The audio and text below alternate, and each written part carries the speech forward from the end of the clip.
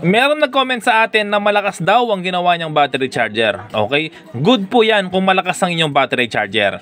Kung paano pababain, ganito lang mga ka-repairman. Gamit kayo ng 12 volts na bulb, no? Usually sa mga headlight po ito ng mga motorcycle. Tapos, i-series connection nyo lang. Okay, no? Paano ang series connection? Okay, papakita ko muna. Ito po yung ating actual na DC volts. Ayan, meron siyang 15 volts, no? Na ito po yung ating battery charger na kung wala siyang series na bulb ay 33 volts siya yung output. So napakalakas po niya, no? So meron naman nag-comment sa isang post natin na magaling na technician kasi gumamit po ako ng bulb eh. So hindi niya kayang pailawin dahil mahina po yung ating ginawang battery charger.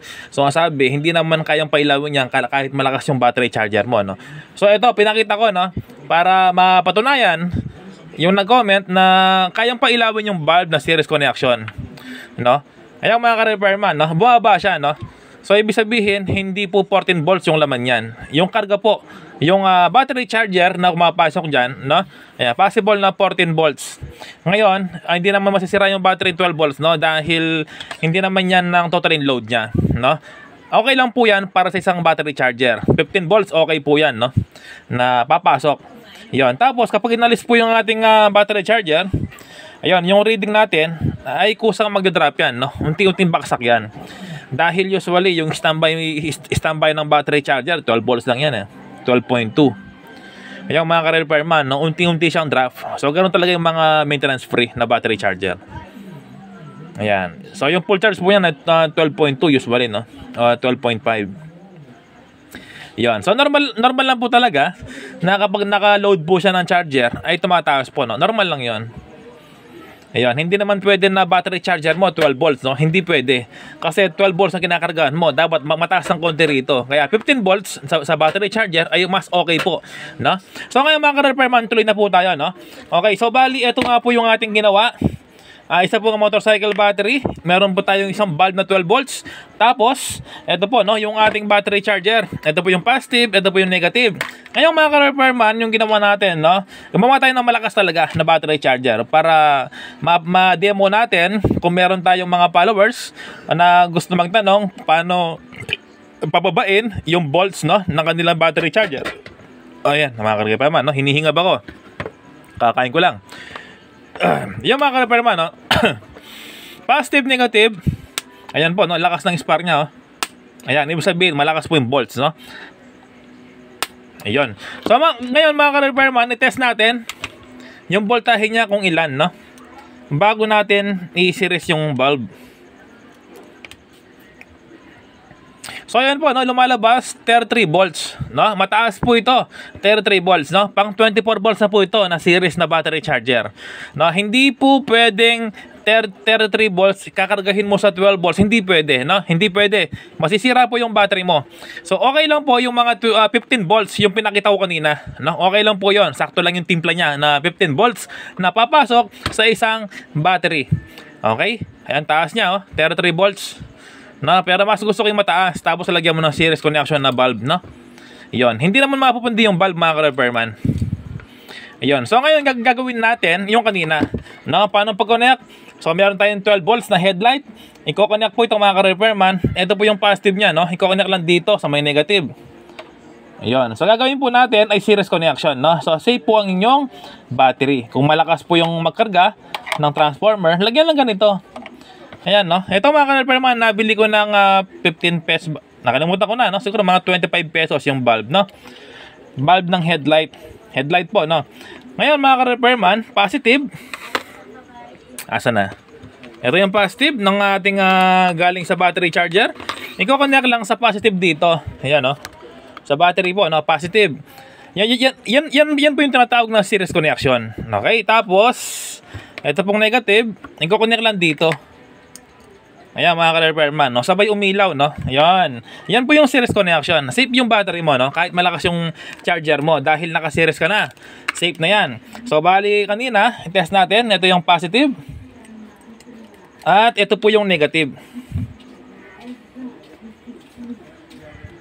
Ayan mga ka-repairman, no? 14 volts pero 15 volts okay po yung kanina, no?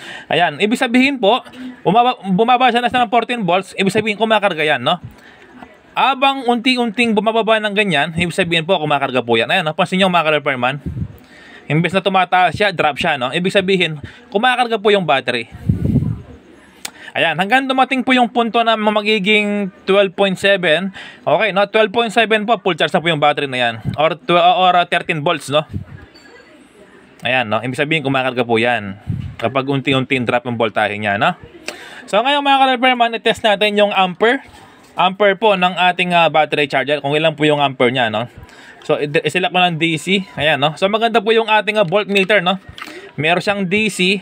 So ito po yung DC niya, ito po yung AC, no? Ayan, ampere po yan. Yon. So yan po, no? AC, DC po yan, ampere. Ito naman, meron siyang DC at AC. So paano malalaman yung DC tsaka AC? Ito po yung DC. DC po yan, no? Direct current, yung may guhit na ganyan. Guhit lang po, no? Ito naman yung tinatawag na AC. Ayan, alternating current. Ayan, no? Yung parang pa-S po yung ano niya, pahiga. Yan po yung AC. Okay, so DC po tayo para matest yung ampere. Ayan mga ka-repairman, no? So bali 1.2. 1.2 yung pumapasok sa battery, no? Ayan. So safe po yung ating battery. 1.2 ampere. Ayan, no? So napakaganda po ng ating battery charger, no? Ayun, 1.2 ampere mga ka-repairman. So ibig sabihin, matagal mag-full charge to. Magpo-full charge po ito. Paano malalaman? Ito lang po. Kasi yung battery na to, ito yung battery niya, no? Yung battery na to ay 3 ampere. Ayan, no? Aray, init. Init ng ilaw, no? So ayan po, no? Aray. Ayan po yung ampere niya ng battery na to. 3 ampere po siya. Ayan, no? 3 ampere po yung battery. So sabi niya rito, 3 ampere times 30 minutes, 30 per minutes. Ayan, no? 3 ampere times 30 per minutes, no? So, ang ibig niya sabihin, yung pag-charge niya. No? Yung pag-charge po, yung ibig niya sasabihin. Kung 3 ampere po yan, yung battery charger mo, times mo ng 30 minutes. Ano? So, tayo, ilan na ba?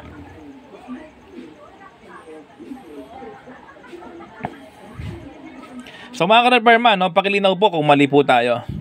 Ayan, 3 ampere times 30. So ayan po, no, 90 minutes.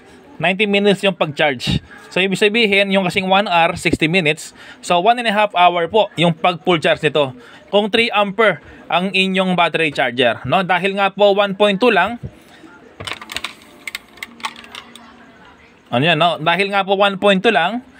So, times 2 mo siya, no? So, 2 oras, 3 hours. No? 3 hours po yung pag-full charge ng battery na to. Okay lang po yan, no? 3 hours. Meron po akong kaibigan na battery charger po siya, no? Nagre-restore ng battery. So, yung battery po niya, kung minsan, tina-charge ng 24/7. Ay, 24/7. 24 hours, no? Tina-charge mo yan ng 24 hours yung isang battery na dead na. Kumbaga, wala na po siyang karga, no? Para magkakarga, yun, sinusubukan niya ma-charge ng 24 hours.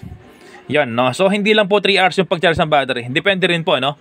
Kung lobat na, down na ba siya, no? Pero ito, na good condition pa, yon na 3 hours yung maximum na charger. Kung 1.2 ampere ka lang. Ayan, no? 1.1, ayan, 1.2 ampere, no? Iyon, mga ka-repairman. Pag-share ang video, thank you.